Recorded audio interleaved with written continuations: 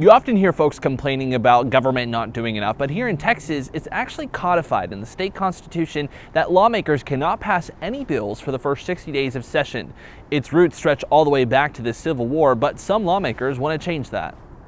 89th legislature. After fanfare on day one, the Texas legislature has quieted down quite a bit. Both the Texas House and Senate are gavelled out until next Wednesday, and you won't see a lot of legislative action for several weeks now. The Texas legislature only meets for 140 days every 2 years, which is a very short amount of time for a state and a state economy as large as Texas's. In addition to that limited time frame, they're also limited in the time in which they're allowed to actually consider and take up bills. For the first 30 days, lawmakers can only file bills. After that month goes by, they can start to hold committee hearings on those bills. And finally, after 2 full months, the legislature can start passing bills. One way that they limited the role of government was by making it difficult for the legislature to do things quickly, as well as ensuring they would only be in regular session for about 5 months every other year. Of all things, that provision in the Texas Constitution stretches back to the period after the Civil War.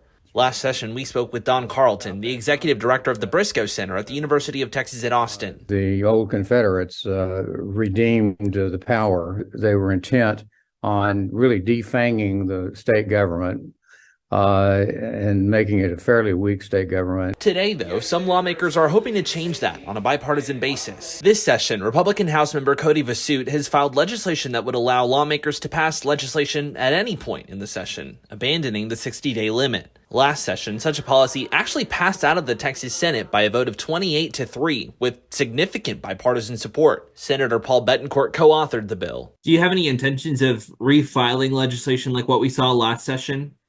Well, I wasn't the primary on that bill, but again, it's a concept that needs to continue to be explored.